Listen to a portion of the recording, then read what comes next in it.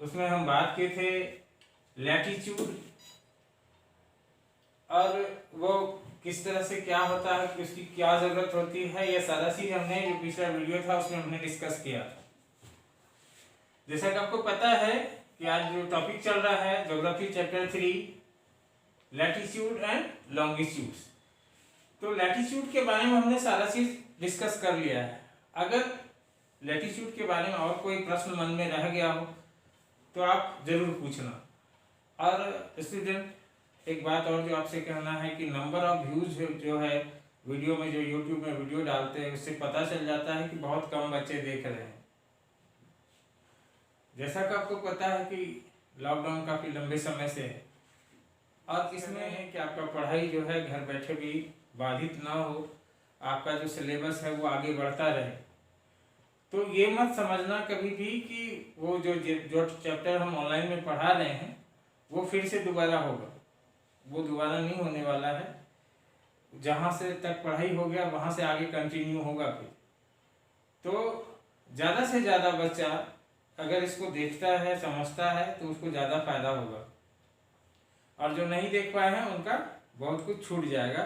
तो हमको ये कोशिश करना है कि सभी बच्चे उसको देखें और क्वेश्चन पूछे अगर उसको कहीं दिक्कत होता है तो।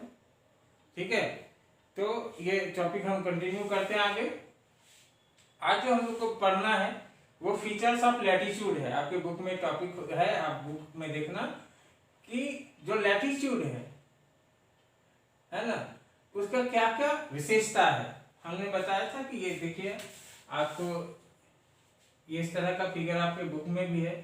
जो इक्वेटर है, ये वाला जो लाइन है ये इक्वेटर है, और इक्वेटर के पैरेलल यानी कि इक्वेटर के साथ साथ जो लाइन इस तरह से जाती है, लेटी हुई लाइनें, ये इसको लैटिट्यूड कहते हैं। और जो लंबी लाइनें हैं ये लॉन्गिट्यूड है। तो आज हम लोग बात कर रहे हैं सिर्फ लैटिट्यूड के बारे में। ठीक है, लैटिट्यूड का क्या क्या विशेषता है अभी इस वीडियो में हम लोग जानने वाले हैं। जैसे कि the main feature of latitude are as follows, there are 180 parallels. देखिए स्टूडेंट, 180 पैरेलल्स है, यानी कि पैरेलल्स लैटिट्यूड को ही कहते हैं, क्योंकि ये पैरेलल लाइन है इसीलिए इसको पैरेलल कहते हैं। और 180 इसकी संख्या कितना होता है 180, यानी कि इक्वेटर से नीचे 90 और इक्वेटर के ऊपर 90, और एक इक्वेटर को मिला दे तो 181 हो जाएगा। तो टोटल नंबर ऑफ पैरेलल्स कितने हो गए, पैरेलल्स या लैटिट्यूड 180। ठीक है, each parallels of latitude is a complete circle. प्रत्येक जो लाइन है पैरेलल लाइन वो एक सर्किल है।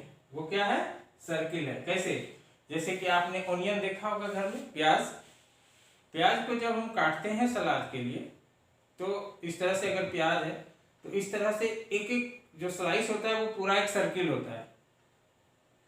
और जैसे नीचे से हम प्याज को काटते हुए नीचे से नीचे बड़ा सर्किल बनता है, उसके ऊपर जाते जाते जाते छोटा छोटा सर्किल बनते जाता है।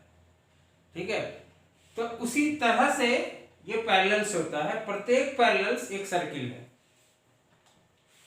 Each parallels of latitude is a complete circle. The parallels are equal distance except the poles. और स्टूडेंट आपको पता है कि ये जो पैरेलल्स है सब इक्वल डिस्टेंस पे है, लेकिन ये पोल के पास जो है, एक्सेप्ट पोल अगर को छोड़ दें, पोल के पास ये नजदीक हो जाता है, तो पोल को छोड़ के बाकी सब जो है इक्वेटर के बाद इक्वल डिस्टेंस पे होता है। यानी कि एक पैरेलल इक्वेटर से अगर हम 1 डिग्री पैरेलल पे जाएंगे, लैटिट्यूड पे जाएंगे, तो ये 111 किलोमीटर होता है। ठीक है,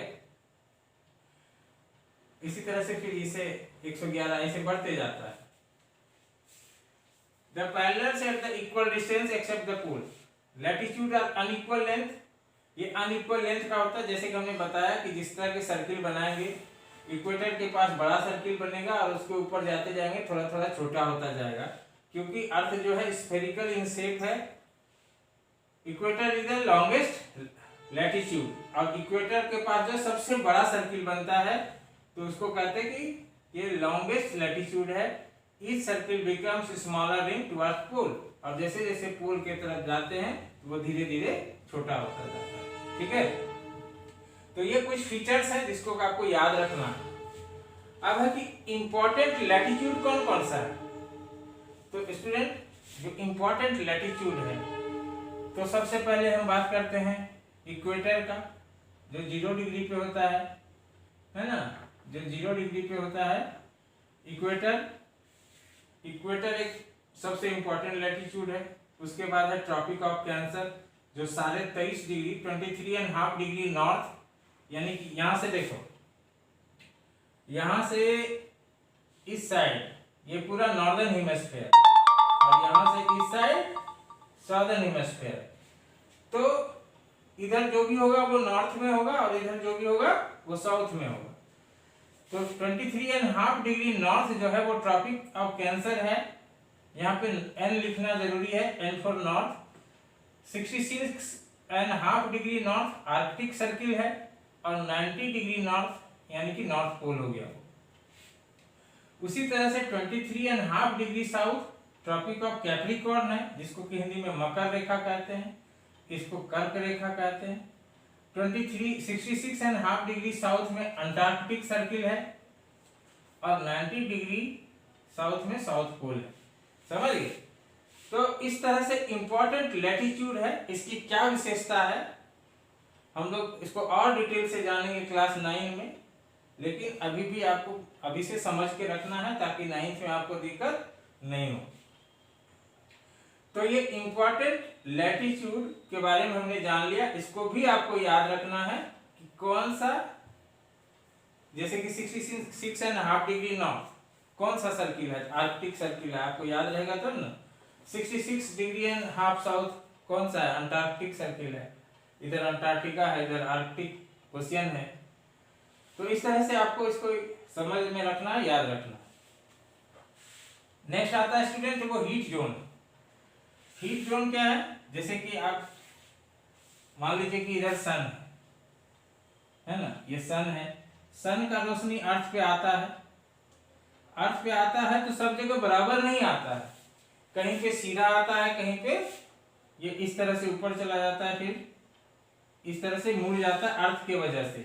ठीक है, अर्थ जो है स्फेरिकल शेप में होने के कारण हीट सभी जगह एक समान रिसीव नहीं करती है अर्थ, जिसके वजह से इसको अलग अलग हीट जोन में बांटा गया है। अर्थ पे 3 हीट जोन है। सबसे पहला है जो इक्वेटर के 23 डिग्री नॉर्थ, इक्वेटर के 23 डिग्री नॉर्थ और इक्वेटर के 23 डिग्री साउथ हीट जोन है। ये टॉरिड जोन है, ये सबसे ज्यादा गर्म इलाका होता है दुनिया का, है ना।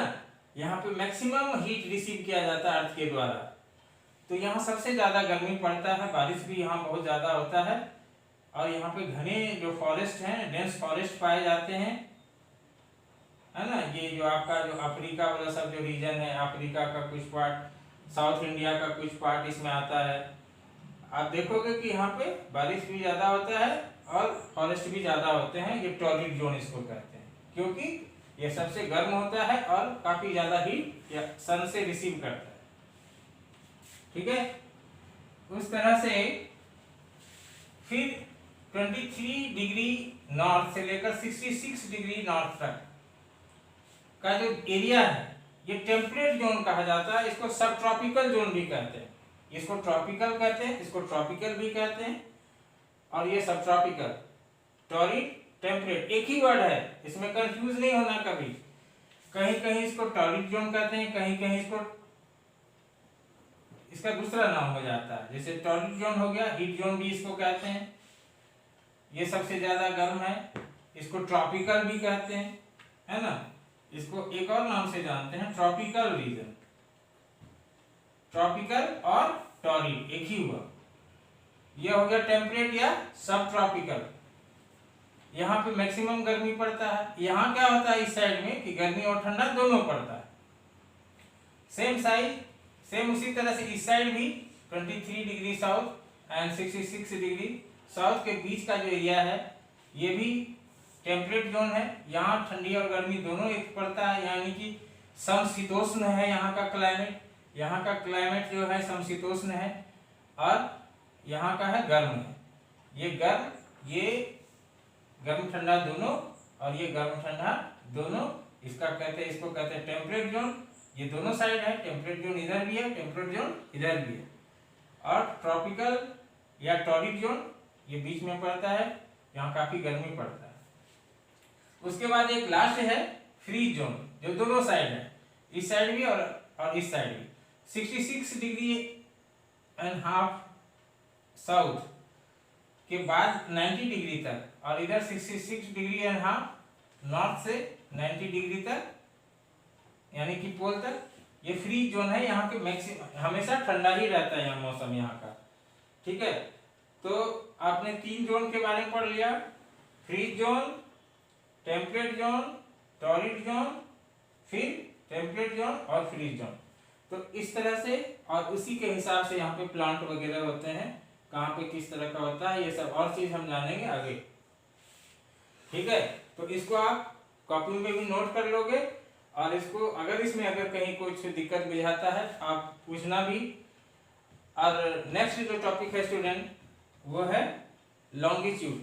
नेक्स्ट टॉपिक हम लॉन्गिट्यूड के बारे में इसी तरह से डिटेल से डिस्कस करेंगे, और आप इसके साथ वीडियो के साथ बुक भी देखना, ठीक है स्टूडेंट। मिलते हैं फिर अगले वीडियो में नेक्स्ट टॉपिक के साथ, तब तक के लिए बाय एंड थैंक यू।